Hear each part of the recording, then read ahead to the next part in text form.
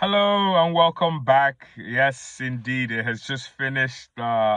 Everton won, Arsenal won at Goodison Park.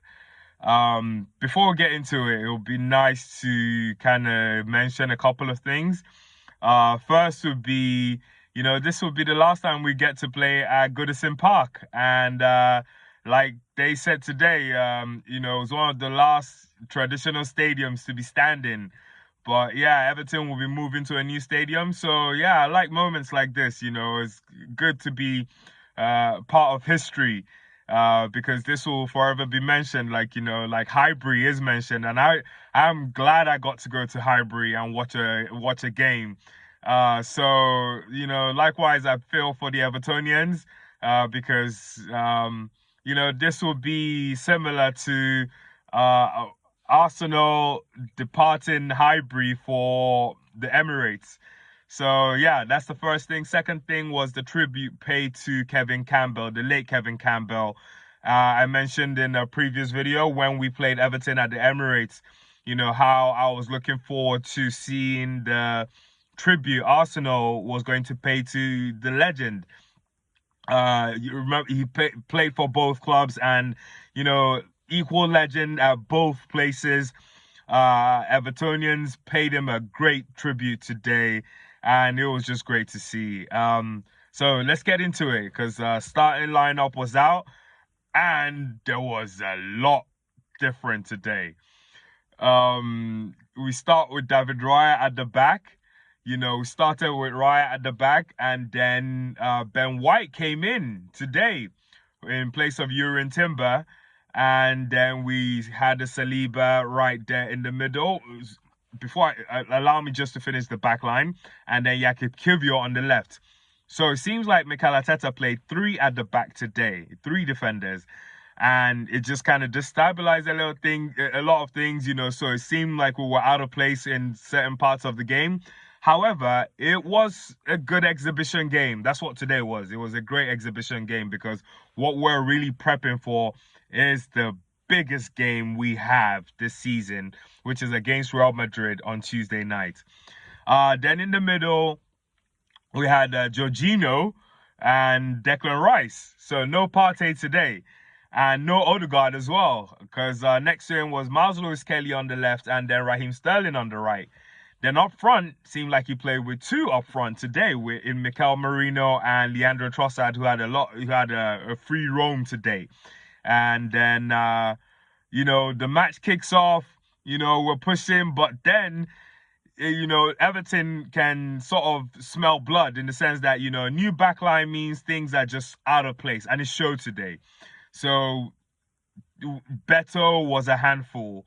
And, Arsenal did well not to concede in the first 7 minutes because he was a problem. But what was great to see today was that there was no low block from Everton. I expected Everton to put up a wall today, but then they came out to play. And, I just have to give credit to David Moyes for his style of football. He's always been a hard manager to go up against, and today he proved why he is transforming Everton. And hopefully, he does his second spell at Everton ends up being just as good as the first one, or even better. But yeah, Everton were a handful, but then like I said, it was just that new backline that we have because Miles Lewis-Kelly looked out of place today. In certain parts, he just looked out of place. But it's good to see him get a run before the big game on Tuesday. Yeah, but he was out of place. Ben White looked good. Ben White was looking decent, in the earlier parts of the first half. But then allow me to say that, the first half was a lot more exciting than the second half today. And, against the run of play, we get a break. Idrissa Gana, I think that's his name, or is it Idrissa Gay? Idrissa Gana Gay or something. He kind of mistimes a header because I think either Mikel Merino or Declan Rice puts pressure on him. So he heads the ball short to his teammate, and then Sterling, grabs the ball and makes a run for it. And it was a good run. It was a good show from Sterling today. He wasn't great in everything he did, but then still a lot better than the earlier Sterling that we witnessed, earlier in the season and up until January. So he squares the ball off to Trossard, and Trossard, in traditional fashion, both feet ambidextrous, gets a shot away with his left foot and a clean shot as well. Beats Pickford, and we're up 1-0. But today felt like an exhibition game because even when the goal was scored, it's not like we're going to win the Premier League. We're so far off, but it was just good to see the boys, get, into their rhythm and, show that they can score, because the only way we're going to beat Real Madrid is to score goals, and then defend that, that attack of Vinicius Junior, Rodrigo, and Kylian Mbappe. Oh goodness. Anyway, let's not jump go ahead of ourselves, get ahead of ourselves. But yeah, first half, as good as it was a bit of a scramble as well, because after the goal, you couldn't really tell who, was on the front end, who was pressing who, because it was just going back and forth. Like I said, it was good football, as long as Everton didn't put up the wall. But it seemed like they were trying to get a goal first and then put up a wall. But, it kind of went against them because we then got a goal. But we're still trying to play a football and defend them as well. So not much other than that before the half kind of, went the first half finished, because the Evertonian fans kind of got a bit frustrated because they kept giving the ball away. But then, yeah, we go into the half, and then, second half starts. And we get two new surprises, substitutions. Sterling and Nwaneri come off for Saka and Martinelli. So you can see this game. That's why I called it an exhibition game, because it was getting everyone ready for Tuesday. So Saka, Martinelli come on, but not so long after, we concede a penalty. And now I have to talk about the referee, because the referee today was poor. Not biased, but just poor. Darren England, that's his name. He was poor today. I really don't know how he passes referee exams, or, whoever qualified this guy to be a referee should be looked at. That situation should be looked at, because this guy has no business being a referee outside any Sunday league games. He should be refereeing guys in the park, not a professional game like this. But yeah, we concede the penalty. Lewis Kelly, kind of leans over on the Everton player, and the ref deems it a penalty. I thought it was soft. In the early 2000s, there's no way they will call that. No way. But same thing today as well. Like, I think even one of the Everton fans put in a tackle on, I think it was Idrissa Gueye, put in a tackle on one of our players, which was a clean tackle, but then the ref still deemed it like a foul. So that's what I'm saying. Like, the guy was just totally poor today. He's not qualified to be a ref, in my opinion. And then at the end of the game, the whole mess, because before the 90th minute, before the added time was over, man blew the whistle. And it was like game over. And then all the players came out, and then he had to restart the game before the game then finished. It was just a mess. The referee today was poor. Has no business refereeing a professional game, in my opinion. Yeah, so penalty, and then what's his name? Ndiaye for playing for Everton scores. Great penalty. Can't hate on that. But then we move. Kieran Timber then comes on for Ben White, who had a better first half, but second half he just kind of fell off. Miles Lewis Kelly seemed to wake up, because he then goes on this run, this crazy run, charging towards goal, and gets brought down just before the penalty box. But great run because it just seemed like the guy was, yeah, he needed a bit more stability. And I think Timber coming on gave him a bit more familiarity of what he's used to, the system he's used to. Because I think then reverted back to our original formation where we were playing four at the back. And then even Mikel Merino kind of tucked in a little bit more in midfield. That's another player who really played well today.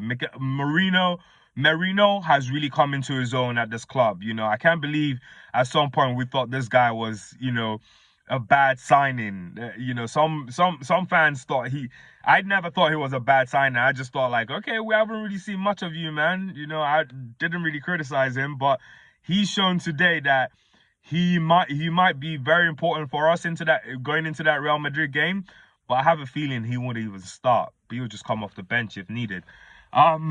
Yeah, so sorry, I stopped at Miles Lewis Kelly winning us the free kick, and then I just wanted to mention this because Declan Rice then takes the free kick, because we had other guys take free kicks today. Saka took one, Odegaard took one, not good enough, but Declan Rice forced a save from Jordan Pickford.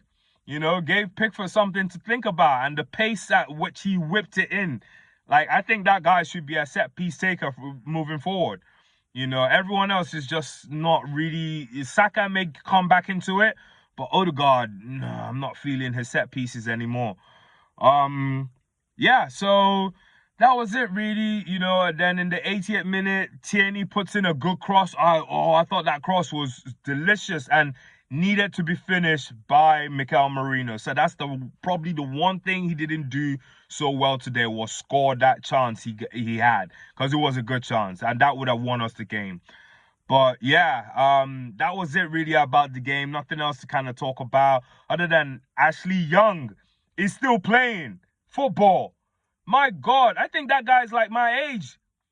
He's probably my age or just a year younger or something, but he's still playing football. I remember seeing Ashley Young start playing football. I think it was for Aston Villa.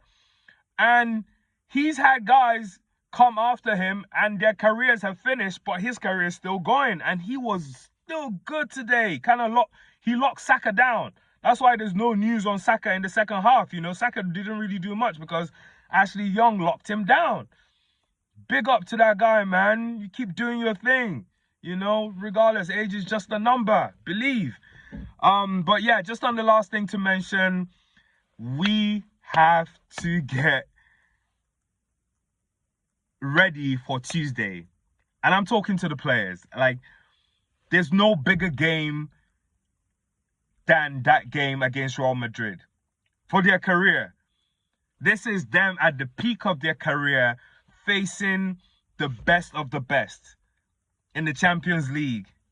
And we've done this. We've done this with Henry back in the days when we went to the Bernabeu and won.